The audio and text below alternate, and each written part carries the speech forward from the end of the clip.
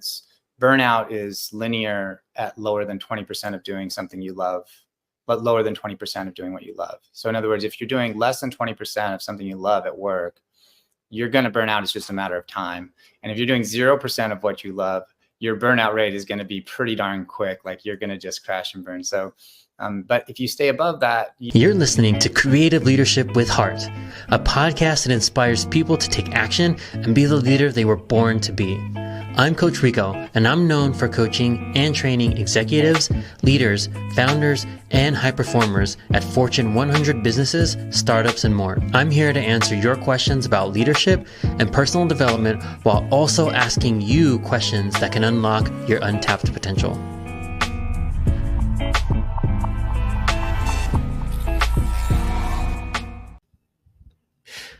Hello and welcome back to another episode of Creative Leadership with Heart. Today we have Eric Thomason, a UX design leader, currently taking a break, formerly of Google, Yahoo, and Pearson. And you've had a very interesting journey that I'm excited to get into, from fine art to tech. So thanks for taking the time, Eric, to join us. And I'm just going to jump right in. So can you tell us a little bit about yourself and your journey as a creative and to where you are today? Sure. Thanks, Rico. And thanks for having me. And yeah, my pleasure to be here. Right. So I am currently taking a break. I left my role at Google of about 8 years. I finished there as a director of UX. I was managing a relatively large team. I can't remember the exact size, but something around 20. My career towards the end has always been around 20 to 50 people recently. I may go back, I may not, but we can talk about that more in a little while. Right now, I'm just focused on is the break. I have been doing UX for over 25 years. I shudder to think about that time frame, but it's been a long time. It's been an exciting ride, and it's been a really interesting time to be working in the space in technology and where technology and design meet. But when I started out doing design and illustration. So I have a background. I graduated from the Art Center College of Design in Pasadena. I majored in illustration. I had a minor in fine art, but I don't think I kept that at the end. So I was kind of like illustration, fine art, on the fine art side of illustration. It was always kind of walking that line. And I did that kind of on a little bit on a lark. I think I was trying to go gung-ho into college, and I thought the only way I could pay for it was to go to like a military academy. I had this really weird idea about how to get into college because my family didn't really go to college. I had bad counseling actually when I was in high school, but I had a great art teacher in my senior year, and she told me about Art Center and that you could make a career at this. And I thought, oh, wow, I had an aptitude and I wanted to do that. So I was just laser focused on going to Art Center, and which I did. But like we talked about before, I went to Art Center. It was really hard work. It was hard to I put myself through school, grants, scholarships, working almost full-time, working like 30 hours a week, which is really difficult at that school. Got through it all and did what I was supposed to do. I was getting attention for my work. I was Fred Woodward, who was the art director of Rolling Stone at the time, came out and was really positive on my book, and it was very exciting to see that. A lot of working illustrators at the time were coming out and just saying, you know, your work's really strong. You can make a go at this. I worked with David Carson from Raygun. He's a famous, graphic designer. So it was going really well, and I moved to New York City to pursue illustration. I started doing it, and what I found was that it just became very lonely. I started to get, I think I got a little bit burned out at school because I was working so hard all the time. Then I was doing painting and getting jobs. I was got several jobs. I was getting at least a job a month, enough to pay my my rent, and so I was feeling really good about it. But then actually what happened was we were heading to the holiday season. I knew there wouldn't be any work because all the magazines that they kind of shut down. They do two periodicals at the end of the year so that they could take a break during December. So I knew I wasn't going to get any more work, and I got a job at a restaurant, which is kind of how I made my way through college. And what ended up happening was I enjoyed working at the restaurant. It was so much fun and so exciting. New York City, all this glam and all, the social environment. And I was just really trying, I had to force myself to do the illustration work anymore, just to take my book around in the earlier parts of the day and then deal with these art directors. I was just, frustrated by them, and and I wasn't making very much. Made as much money and doing an illustration over the course of 3 or 4 days that I would make in one night at the restaurant.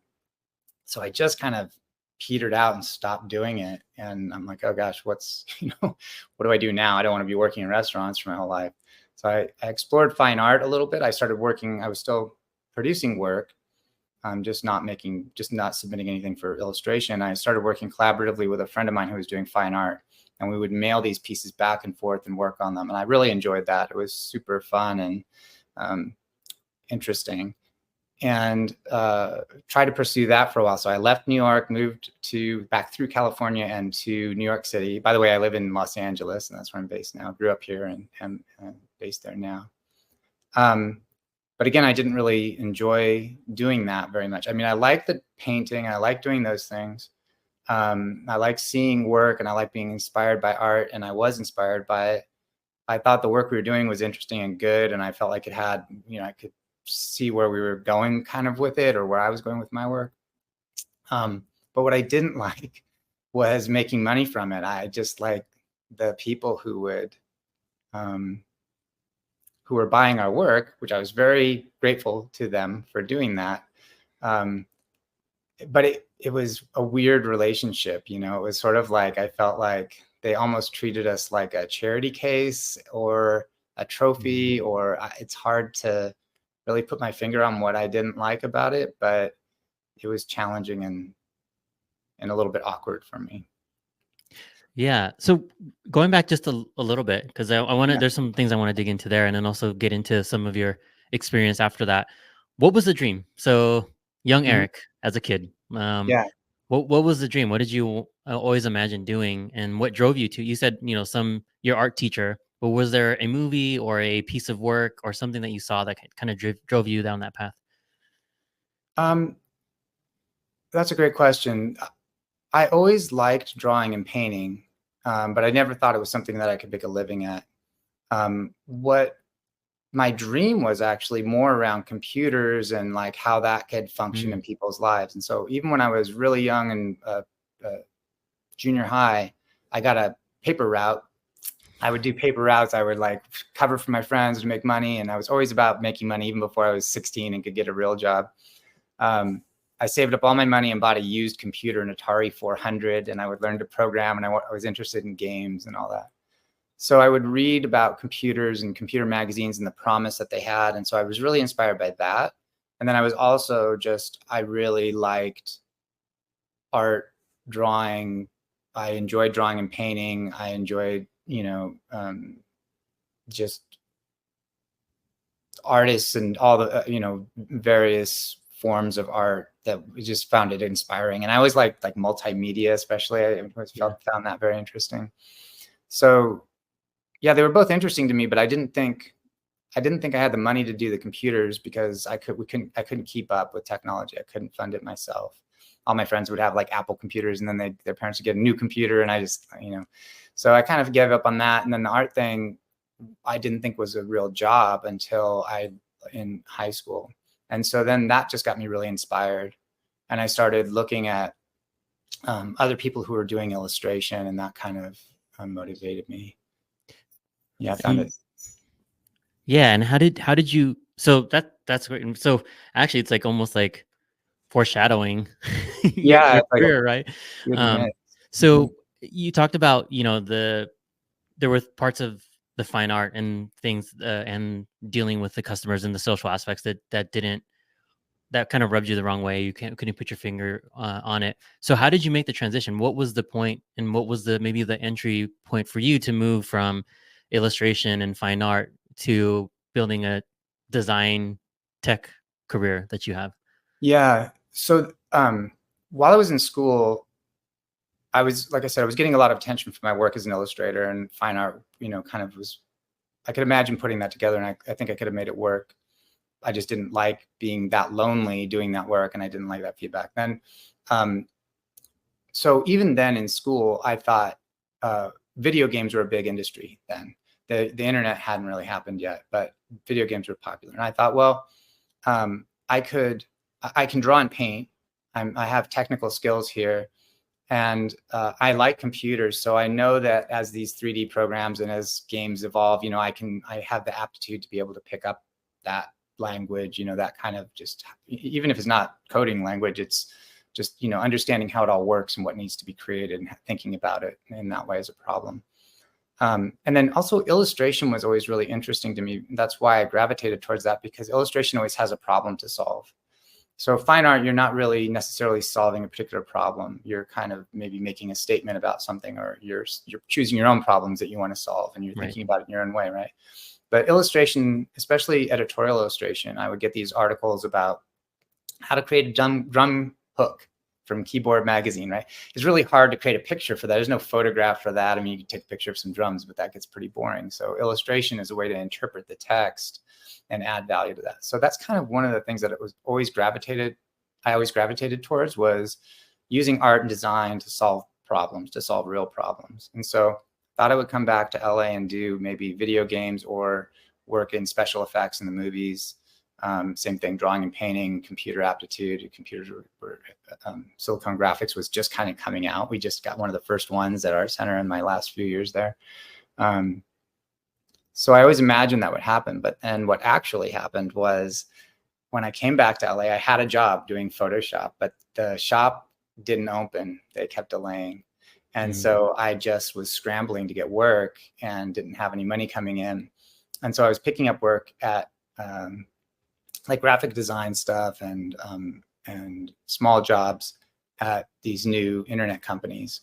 And it was just the moment when you could actually internet design or web design or that was became a thing. Before that, it was all just very dry interfaces. So then you had pictures, Netscape, right? And that kind of all. So that just was, I just kind of slotted into that as a job I could do. And then I kind of fell in love with it, because it had what was missing for me in my lonely art career, where we were talking about the product we were trying to build, and we were, it was a collaborative environment. And so that was one of the things I realized I missed later, was when in school, when you're doing work, you're doing art, you're doing painting, and sometimes, you're in a crit or whatever. Sometimes it's super annoying. You're like, shut up, that guy doesn't know what he's talking about, or whatever, but it's still, people are bouncing ideas off of each other. Maybe you're getting inspired in illustration, same kind of thing. That all goes away, or went away, when I was by myself and just doing work. And so when I came back into doing UX design, I found it extremely exciting, because you could bounce ideas off. Oh yeah, what about that? What about this? And you'd add, and it was collaborative and fast moving. And it seemed like you're really an exciting place to be doing something new. So what was that? I think we talked about it last time. It'll probably date us both, because I know exactly where you were. But what were those first roles that you started to take when you started moving away from fine art and started really, really, I guess, your first tech job? Yeah, my absolute first tech job, that wasn't like a freelance thing. I did a little freelance thing for GeoCities and some other stuff, but my first full-time job was at City Search. City Search is still going today. For those who don't know about it, it was like the early version of Yelp. And what they were trying to do is put cities online, and all the businesses in a city online, and then have like a city guide and other kind of stuff. It was really exciting, because we built a product. It was a good product. We went public. We made all these partnerships with newspapers and things like that. I did my first business travel there. But I got in there doing just basic design work. So it was like graphic design for the web, so web designer. And I would get a job, a packet. We had these packets, and I'd get a packet for like some mom and pop shop. It could be a hardware store, it could be a hair salon, anything like this. My favorite were pawn shops. I love putting pawn shops online. I just thought that was kind of funny. But you design, take their logo, build them a little website, and then we put it into the city. So that's where I started. But then I was noticed by one of the guys who worked in the interface group. So that's like I was building basically these little info sites for businesses. And then there was the larger group that was actually building the actual product that these sat within, and shaping new releases of the larger product instead of just doing these one-off designs. And so that was actually kind of one of the things when I made that pivot to tech. I was super excited to have a job. But and then I did that by learning HTML. So I taught myself HTML and then got in there, and that's kind of one of the ways I was able to do the design and then also code it myself. And so I kind of moved into doing interface, what they called interface developer, and I ended up coding the search results for the City Search web page and doing all that, working in the key product group. And you it sounds like you had a good time and a good career doing that. And we talked about this the last time too, is there's this tension for you throughout your career of, do you move into leadership or do you continue being a maker? So what was that? What was Yeah. that tension like, right? Because I think we talked about it before. You had you starts and finishes as maker slash manager. So how was that? How did that shape your career, and what was the tension that you had to, whether internal or even at the company, that you had to work through? Yeah. So in that first role, when I moved into the interface developer role, I had a great mentor, and that's actually something that happened a couple of times through my career. Mark Davies is the man. He created this thing called Metro B. He saw my aptitude. He put me in this thing and had me start leading the group and start leading some of these discussions. And I would actually show the product to our partners and things like that. So it wasn't really a management role, but it was a leadership role. And then Mark left, and I kind of fell into a de facto manager at that time in that situation. So that's kind of how I originally fell into it. There was a vacuum and I started doing it. But then my next role, when I left City Search, I was a creative director, hired a team, led the team, and started doing that. But you're right, like that wasn't as comfortable for me, especially in that moment. I think that's one of the hardest things to do for anybody in design or in a tech world, is move from an individual contributor, from doing hands-on work, to managing people, because you just lose control over what if you oftentimes people who get promoted are people who are good at what they do. And so then like, oh, well, we'll put this person in charge then. But those are really different skill sets. Mm-hmm. And when you're good at what you do, usually you have a high attention to detail, and you're kind of, I don't want to say controlling, but you want to be on point on everything you're doing. And when you're managing people, you can't always control that entirely, right? You're at the mercy of these other people, and maybe they don't do the things that way that you did. And so that's a difficult and challenging thing, was for me. And so there were times in my next job, after I did that for a while, it's like, that was too stressful. I don't want to do that again. I kind of stepped back into an IC role. But then after time, I was kind of lead designer, and then eventually managing people again. And then I dropped that and kind of, I quit. That was at Yahoo. I got to a point where I was managing people and all this responsibility, and I wasn't making as much people as new people that were coming in. And I was just like, this is not worth it. I'm not happy. I'm not making as much as everybody. I quit. And it was funny. My manager at the time said, like, you can't quit, and I said, well, here's the problem. I feel like I'm underpaid relative to the other people who are coming in. I'm overworked and I'm stressed out. And so if you were to double my pay and cut my work in half, I would stay. but right now, the way things are, I'm leaving because it's not worth it. And so what they did was, after a series of conversations, we restructured my role into more of a leadership IC role, and made it fit what I feel like, what I excel at and what I'm interested in, and that so that's kind of my arc there. And then eventually I just couldn't avoid it anymore, and I got better at it and more interested in it. So that's an interesting point, right? Because most people think the only way to get promoted or the way to grow is take on manager roles, right? People leadership, which I think is I had to do this on my teams too. It's like a huge misconception that leadership shows up in more ways than just a title, right? Yeah. Or like, you don't have to be I know tons of super high functioning, like VP ICs, director ICs. Mm-hmm. So for you, how did you deal with like the growth not being people management, and how did you help others realize that growth and leadership doesn't mean people management? Yeah, that's a great question. So for me, part of the reason why I kind of fell into leadership roles, or kind of whatever, moved towards those, or were put in those roles, is because I always had an opinion and a point of view, and I always cared about what we were doing, and I really wanted it to be good, what we were doing to be good. And I I could see things that needed to be done and maybe do those things and that kind of thing. So being an IC, that, especially be like, I think I was a principal designer at Yahoo. That's what my role changed to. And it gave me the ability to apply sort of strategic thinking to the product we were building and focus on that part of it. What I came to understand and what I learned about myself and just about management in general is there is a type of management that includes that. And that's where I eventually got, where it was that the IC work, eventually I feel like I've mastered that, right? Like I could do pretty much now, even if I could keep up with the design tools, which keeps like they keep changing every couple of years, but I can design a great interface. I'm confident in that because I've done it so many times and I know how to break it down and I know what to do. So eventually that wasn't so much of a challenge anymore. And it was more the people management that was interesting, because the way I saw it was, how can I build a great product with not just my own hands, help other people find the right role, the right niche for them to be able to contribute their best selves, their best skills to the problem at hand. And that's what it's like, it's almost like, I don't want to say that people are tools, but when you're a manager, it kind of is, where you're not doing it directly, but you're trying to find the right match for this person and their skill set to solve the problems that you as the manager need to have solved, and making sure that the right communications and the right relationships are there and the safety and all that kind of stuff.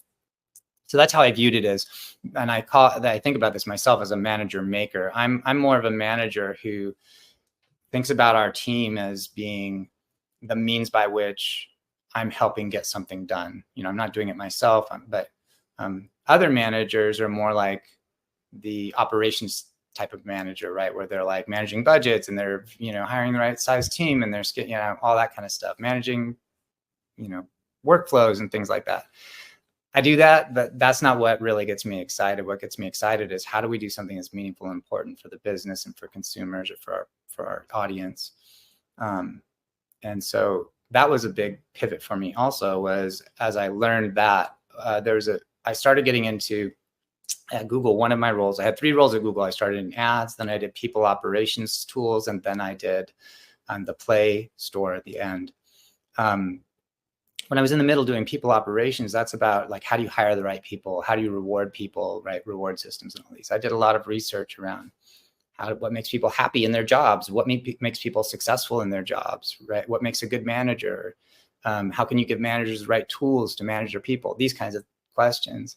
And I'm a lifelong learner. I always like to jump around different domains, because I just like to learn about it. Stocks I did for a while, city guide, this, that, ads, whatever. But this was fascinating for me because it showed a light on myself, right? Like I realized, some of these conditions don't exist for me right here in this job. I'm not getting what I need to be able to use my strengths every day. I'm not, and it just kind of put a finer point on what I think, some of which came to me naturally, but I wasn't sure why or what it was. I realized that, a manager's best job and what's really rewarding for me is helping people be successful, finding out what it is that makes them happy, what they're the best at, and matching that with the work that we need to get done.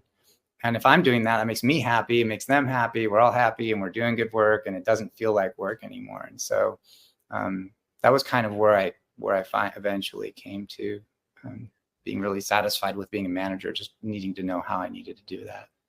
It sounds like, that was a same natural evolution for me too. And you're right what you said before. And, you know, whether people can think this is bad or not, directors, VPs, they're still middle management.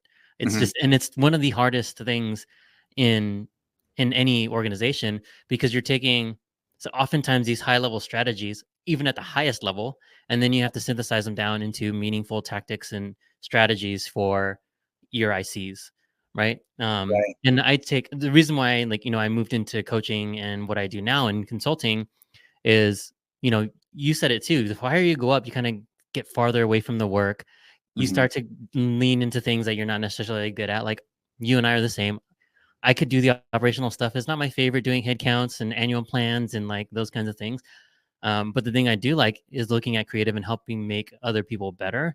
And so I looked at before, I used to create things and design things. Now I help people design their futures, design their teams, design Yeah. organizations.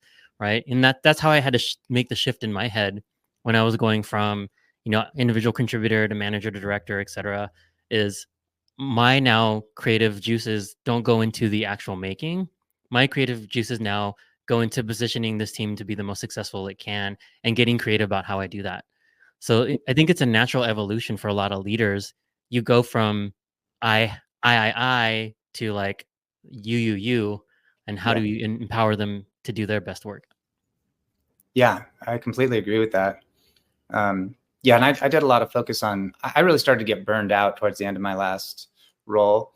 And I did a lot of research and reading about burnout and about how to prevent it and what makes that happen. And that's what it's all about. And so like, is finding what you like, what you enjoy about the work that you're doing. And what I used to tell my team is like, if it's hard for you to think about that, if it's, well, I like making a paycheck, so that's why I'm here, right? Well, some people will say that. I would say, well, everybody has good and bad days, but think about the last time you felt really great about the end of a day, something you did, the work you did, the conversation you had, some kind of win that you had for you. And then really think about what that was. Like, why did you have that great day? Because they don't come around all the time, but we all know when we have a bad day, and it's usually that person said something or did, whatever. But when you have a good day, what is that?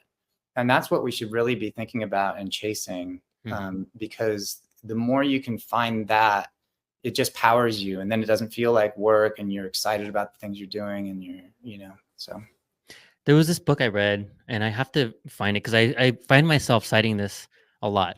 Um, I think it was because like love what you do or something like that. But they were saying because it's impossible to live 100% of your job. It's just not. It's not reality. Yep. But what the premise of the book is if you can really, really love 20% of what you do, Yeah. the likelihood, like the study was like more people were likely to stay in the job, right? And kind of to your point, right? If like there's 1 or 2 days that are just like really great days of the week, you're more likely to deal with the 3 or 4 bad days, because Yes. you still are passionate about something that you're doing that'll keep you going. Yeah.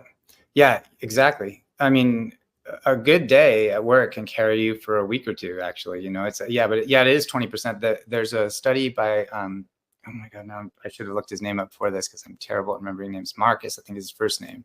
He works at ADP, was at Gallup, and they did a big study about that. Yeah, and it's burnout is linear at lower than 20% of doing something you love, but lower than 20% of doing what you love. So in other words, if you're doing less than 20% of something you love at work, you're going to burn out. It's just a matter of time. And if you're doing 0% of what you love, your burnout rate is going to be pretty darn quick. Like you're going to just crash and burn. So, but if you stay above that, usually people can avoid burnout. And what you really want to go for is, 50, 60%. We all have tasks that we don't love to do, but Right. As long as you're doing enough of what you do like to do or love to do, then, and as long as you feel like, it's important that you love what you're doing, but then there's another thing which you can't always control, which is other people appreciate what you bring. And so that's one thing as a manager that I felt like was one of my superpowers, was be able to identify what the unique thing is that a person brings and let them know that that's great. Yeah. I really appreciate that you did that. It's so easy as a manager just to say that, and it can make somebody's day. They're like, wow, you saw that. You saw me doing that. It carries people for quite a while, makes you feel good, and lets you go through the rougher times, the more turbulent times. So we talked a little bit about the challenges and the pivots you went through.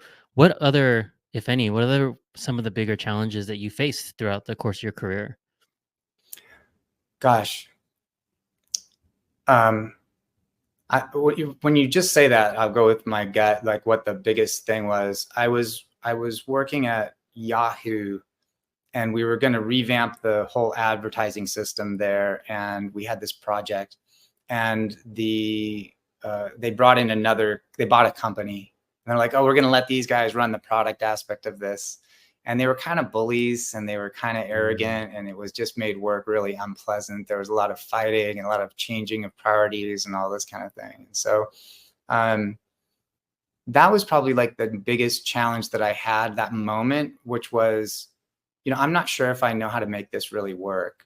I just don't know that I don't know that UX can be successful in an organization, because I just feel like every time I feel like I'm getting a little bit ahead, it comes back to loggerheads in these really challenging situations. And a lot of that also had to do with, I think, people trying to make their reputation. So that was one of my biggest challenges. And what was interesting about that, back to the mentors, is right about that time I was going to quit, and they hired my boss at the time, Heather McIntosh, who's another one of my big mentors, and she, kind of taught me and showed me and the rest of us how you can make UX work, or how you can make a design group work within a company when it's undervalued from the rest of the group, and just some techniques and tactics and ways of reframing problems so that it's less head-to-head confrontation and more of a like shoulder-to-shoulder, solving problems. So I'd say that was probably the biggest challenge. And it's honestly, that same challenge, not to the degree that it was there, but that's been a pervasive challenge that kind of comes back frequently as I'm doing design, is like, helping people understand the value of what we're doing, trying to get, the right information early enough to be able to have a meaningful impact, instead of being reactive all the time, being a little more strategic and ahead of the curve. Yeah. Yeah, I was gonna ask you, because that I've had, lucky enough, like my time at Netflix, there wasn't that kind of tension. Like it was a very, even though Reed isn't a designer, much like Airbnb's like design driven, Yeah. like 100%. Even though it wasn't, Reed doesn't have that background. He actually has an engineering background. Mhm. Netflix is a design led company. Yeah, So I that's was great. lucky enough to work for like a lot of design led companies. So Mhm. what have you seen? How has it evolved? How has it devolved? How is that relationship? Uh, and where do you see it going with design led versus maybe some that aren't as design? Doesn't have to be design led, design friendly. Even usually companies Yeah. do. So what has your experience been? Where do you think it's headed? Well, I think that people are learning more and more. I mean, it's changed dramatically over time. One of the It's still not where it needs to be in a lot of places. Like Google is a famously engineering led company, and the thing is, engineers still like to have good quality product, so they understand that when what they have isn't what it could be, and so they understand that UX can bring that. They just sometimes, the position I found myself in was trying to articulate ways in which we could be more helpful, and how they might rethink our relationship and the kind of workflow. So, if we're solving, if instead of we're coming up with a technical solution first and then trying to work a good design on top of it, if we're kind of all in it together at the beginning, and kind of staying open a little longer about what the possibilities are. I mean, I think that's what design is, and where our superpower comes from is, a lot of people, when they hear a problem, they want the problem solved. So one of the first things that they come to that could solve that problem will be the thing that they latch onto. And sometimes it's really hard to free them up from that. But for us, for designers, for artists, we actually feel uncomfortable if we latch onto something too quick, because we're like, wait, Right. there might be other possibilities. I know I do. I get like agita. I get like anxiety from that. Mm-hmm. I don't like to be hemmed in. I like open possibilities, and we feel comfortable living in that space for longer. And so some of I think the way that changes, that culture changes, is helping other people feel comfortable being in an exploratory place, and just helping them understand that this is still going to be safe. Like we will commit, we will find a solution here, but let's not just jump to the first thing that comes to the top of our head, because if we talk about this a little bit, we might come up with something that is better than any of us expected. Right, especially with those collaborative environments that you mentioned, because the first gut, a lot of people say, "Oh, your gut reaction is usually the best," but whose gut, Yeah. right? Right. So, and Right. you have someone come in and say, like, "No, that's not the right answer." So, yeah, I love those collaborative environments. And you mentioned this a few times already, so I want to circle back to it. And you mentioned mentorship and the role that it played. Can you speak a little bit more about that? Like, how did that actually impact your career and its trajectory? Yeah, it was pretty huge actually. I think what started in the early time, I mean, part of it was having somebody who believed in me and put me in a position of, significance. I don't know how else to say it, but like just trusted me and trusted my opinion and asked me those questions to contribute in those ways. So it was actually having a good manager mentor. Um, and there I'm specifically talking about Mark Davies in my early days. Later, Heather was who I consider another mentor. Um, she kind of led by example, and it was interesting because I could ask her any question. I felt safe asking her a question. I didn't feel like I was going to get judged or be, you know. So she's just a great person and a good manager, but she's also really open and understands that, you know, uh, somebody might not be where she is, right? And so as I was working through some of these challenges, just being able to ask those questions. Oh, here I'm in this situation, it's kind of sticky. What do you recommend? What should I do? What would you say? What would you do in this situation? Those kinds of things. And um, that really helped me kind of just change my approach. I don't know how to explain it exactly, but in multiple ways in different situations. But I would say overall, it was general um, softening of my approach and listening more, and all those kinds of things that we all know that kind of. It's interesting. I'm glad you mentioned like you were able to do that, and some of these mentors that you had were actually you reported directly to, and some of the things that people are hesitant to do, particularly early in their career. And I have to coach people up on this is they're afraid to be vulnerable and ask for help and admit they don't know something to their direct manager, right? Because Yeah. it'll make them feel like they're not as good, or like some of those imposter syndrome feelings will come. But I'm a product of that. Like I had mentors who I reported to and across different businesses, partner organizations, that I was always honest. Like I've never encountered this before. Here's the problem I'm facing. What would you do, and how would you handle that? And Yeah. you'll get some of the most powerful results because you're talking to people who've probably been there and done that, and they will say, "Well, I know what not to do," because probably something they've done in the past. So even just by that, well, don't do this because I did it and it sucked. Well, at least narrow down. Maybe okay, instead of 4 options, maybe I have 2 options now, because I Hmm. know I'm not going to do these things. Yeah, that's totally true. Yeah, I mean, people have a lot of. Yeah, and then I think it's also there's mentors which are great, and it's so good to have somebody you can trust and to bounce ideas off and bounce problems off of. But I also feel like I've always just kind of asked people in general. Like I can remember when I first started working remotely, I asked this guy at Pearson. He had been working remotely for a long time. I'm like, do you have any secrets? What do you have any tips about how to make that work? Because I was finding it very difficult to build relationships, without being in person with some of the people. I couldn't travel as much as I wanted to.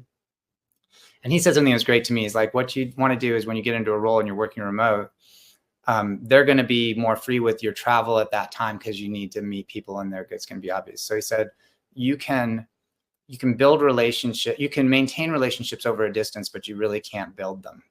So you'll never build the same kind of relationship that you can in person. So he said, when you start out, just take the time, advocate, argue for travel budget to be at these places in person where you're going to have team members, and do things that are not just rote meetings, but do things together that are going to help you build a personal relationship with that person, so that when you're back, 1,000 miles away, you have that already established, and now you Mhm. can just talk about what the issues are. So I thought that's a small example. He wasn't a mentor, but it was just like a great piece of advice. So I would always seek out the tidbits of good advice that I could pull from people. And It's that lifelong learner in you, right? And that's in a lot of us. Me too. I feel like I can learn from every single interaction that I have, whether mm, it's I'm learning about something to do or something not to do. But yeah, I feel like there's always something you can learn from every interaction. yeah, and people are flattered by having questions asked of them, right? Especially like, hey, can I get your advice about this? Like one of the things that I learned when I was looking for a job, they got this like coaching for job hunting one time, and they said, don't go out and say, hey, can you connect me with this person? Or, can you make this introduction for me? Or if you do that, people are going to be put off because you're asking for something from them. But one way you can get a lot from people, and people are more generous with their time, is if you just ask them for advice or ask them for suggestions. I'm just wondering, hey, what would you do if you were in my situation doing this thing? Or do you have any tips for somebody who's trying to do X, Y, Z? And a lot of times that'll lead to the same kind of results, where they're like, oh, I know somebody you should talk to. You should talk to this person over here. But it's just a good way to go about life in general, because it sort of flatters them, and then you get a little nugget from them. Absolutely. 100% agree with that. And it's almost proven, if you go someone and you sincerely ask for help, Mm-hmm. 9 people out of 10 will say, first they'll be flattered because they actually believe, oh, you think I can help you. Yeah. And most likely though, they will help you. But it's a good transition, right? Yeah. Asking for advice, because now, knowing what you know now about, the 25 years of experience you've had across different industries, what advice would you give your younger self, or anyone now who's thinking about, do I want to continue down the fine arts? Do I go into tech? Do I do design? What advice would you give?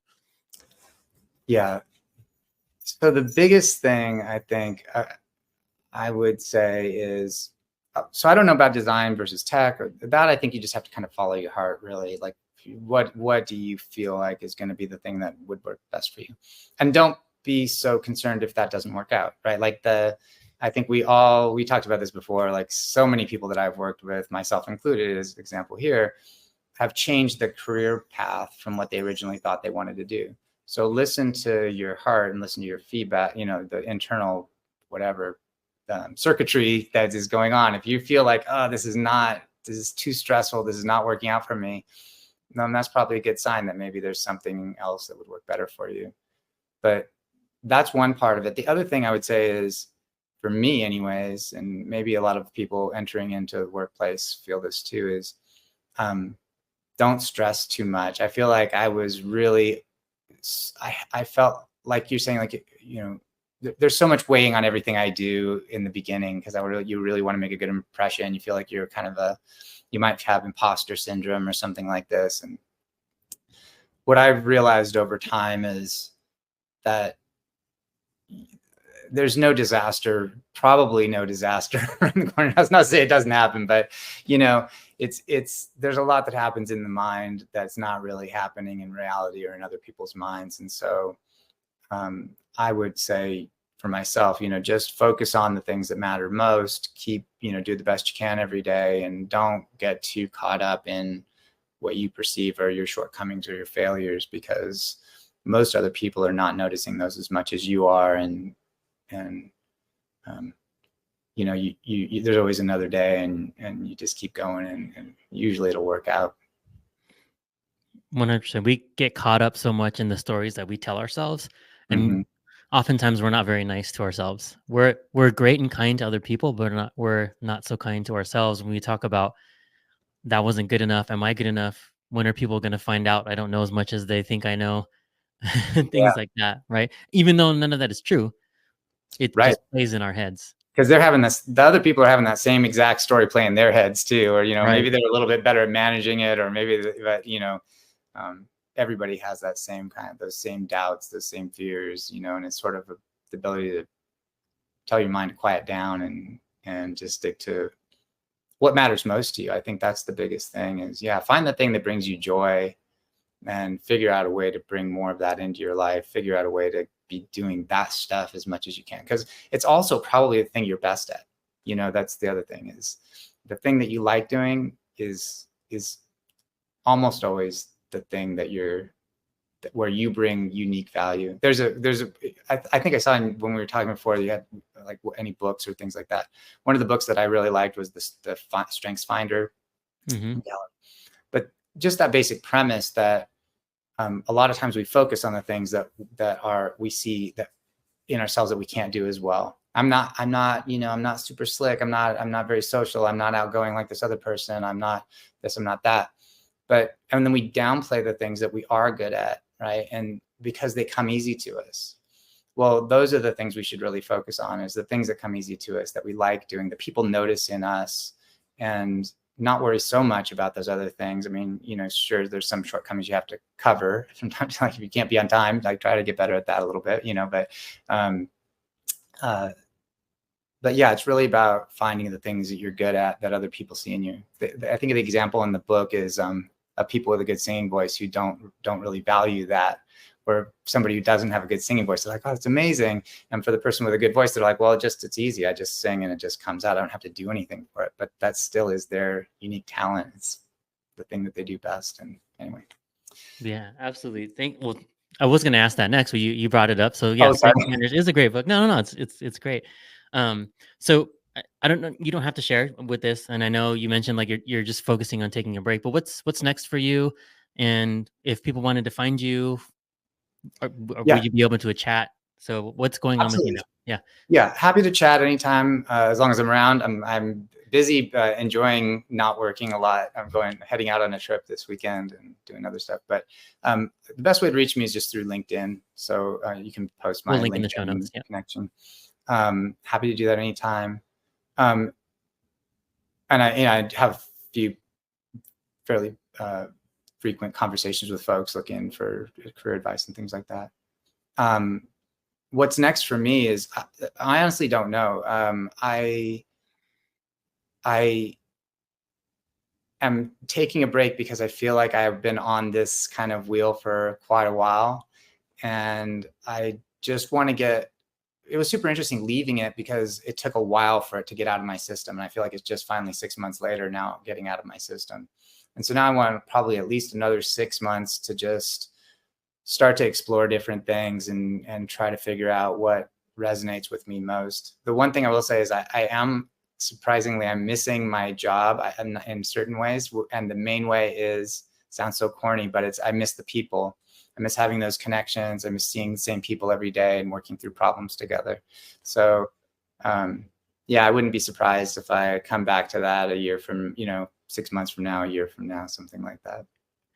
It's the one thing also it took me a long time to finally pull the trigger and leave too. And it was the people that's what held me back the most, right? Because I've built this team and I've built strong relationships and friendships, a lot of them that I still carry today. I Yeah. still go camping with a lot of the folks, I text, we hang out. So there's a lot of folks that I still keep in touch with. I still owe a trip to LA to see some of my old team members.